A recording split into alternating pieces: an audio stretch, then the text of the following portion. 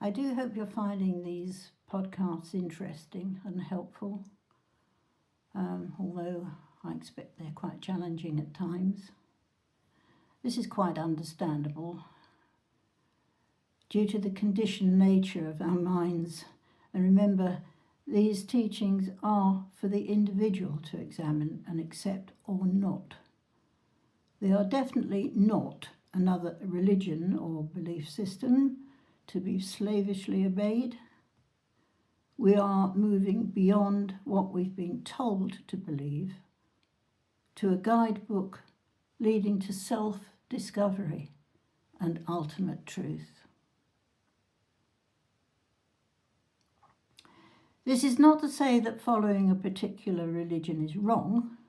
Of course it isn't, provided it encourages each individual to process its teachings in context with his or her own experience of life and to come to their own conclusions.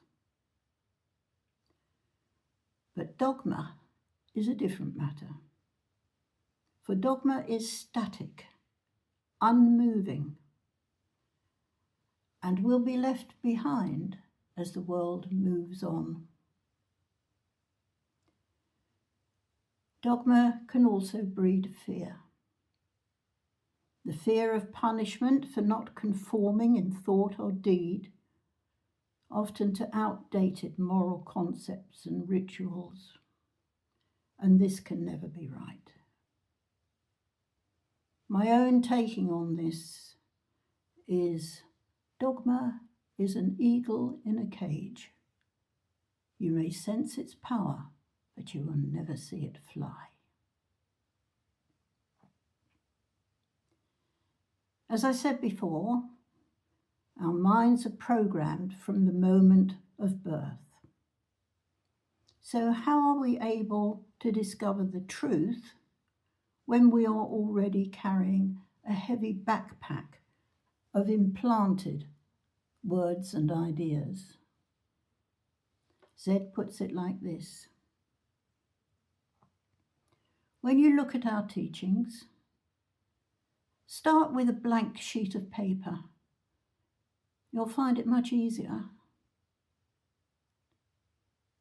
For if you've written many thoughts before you start, you then have to justify those thoughts with the teachings. Try it the other way round. It's much easier.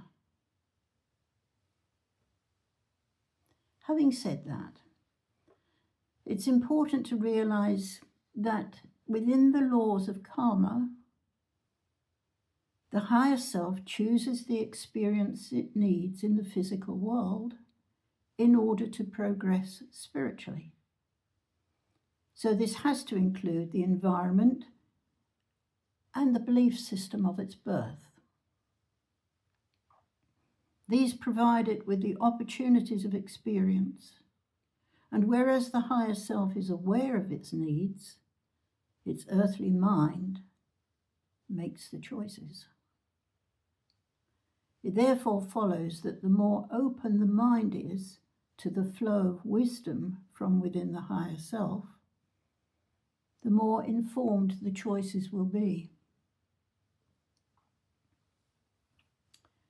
So, what would it be like for someone whose mind was not a factor?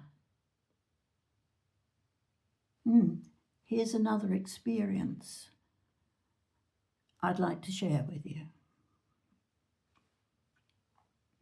Quite a long time ago, I was asked to give healing to a lady whose illness was proving hard to diagnose because of her Down syndrome and lack of speech.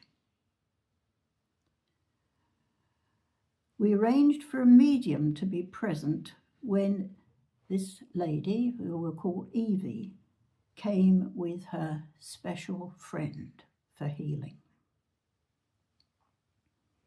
What transpired was a lesson for us all, because as we went into the healing session, the medium was also able to spiritually attune with her And what he experienced beyond her mind was a state of complete love and tranquility. I can tell you that the energy in the room was amazing, beautiful. We were also given this message from Spirit. You see before you a highly evolved soul who seeks this lifetime of experience. You see one before you who has great awareness. Seek to understand that this is her pathway. As a consequence of previous lifetimes, she stands before you now. The nature of those previous existences are withheld, as indeed are her reasons for her experience, for such are karmic. It said, Zed has told you before of the reasons for such experience, and you should explain this to her helpers. She needs love and understanding. She needs the medical help of the world about. But understand always that this is her choice. We have said that the mind is a doorkeeper. Such is the protection of the higher self. It sees the need and determines the access. We respect that need, for to bypass it would be wrong. It is no coincidence that you learned yesterday of mind wisdom. Study that teaching, for it is particularly pertinent in this case, and talk of it with those that help her. We asked, will she get better? And the voice answered, we cannot answer, for that is the reason she is as she is. See it this way, that her pathway is unfolding as she wished it. Give her love and understanding and compassion, for that is what she needs beyond anything. It is a sad reality of human existence that you do not see before you one who is enlightened, for these are special people.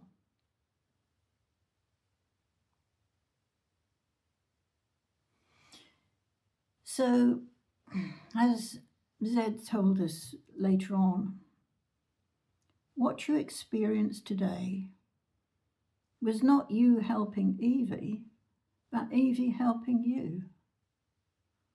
For whilst we struggle to reach that state of love and awareness, she enjoys it all the time.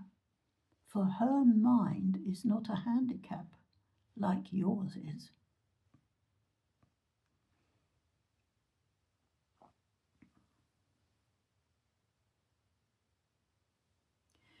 We asked Zed to tell us more about the role of what we call handicaps in relation to spiritual growth. This is part of his reply. Would you accept that without the normal senses, others are amplified? Yes. Then you have answered your own question. Through your meditation, you attempt to understand your feelings and emotions and endeavour to overcome obstacles to your higher self. If these were not apparent within you, would you not consider the path more open? Yes, there we are. Without the obstacles, the pathway would be easier to achieve. The person without hearing has no hearing obstacles, and so on. So you see, they're gifted, aren't they? You relate all the time to the status quo, the so-called normality of man, and anyone who doesn't have these you feel is less fortunate. So now you see the importance of making disabled people aware that their path can be easier, not harder. He said, consider the pure mind. It is at one with its higher self, for it has no distraction. Such is the babe in the womb. We've told you this before. So looking at it differently, in a spiritual sense, you could consider yourself more handicapped than someone who couldn't hear or see, or whose mind was less susceptible to the material world in which you live. Their feeling of love and spiritual need is always as great as yours, if not more, because you cannot equate to their environment. Sometimes you underestimate their awareness. We asked if this was the case with for people with serious mental illness, and he said, "Do not presume that such a handicap does not allow their higher selves to learn, more than yours perhaps. Cruel comments made about them completely misunderstand the role they need in order to play their karma through. For their experience is just as important as anyone else's." Well, I think there's plenty there for you to mull over in your quiet times. How are you getting on with your meditation? Discipline and dedication pays dividends. Goodbye.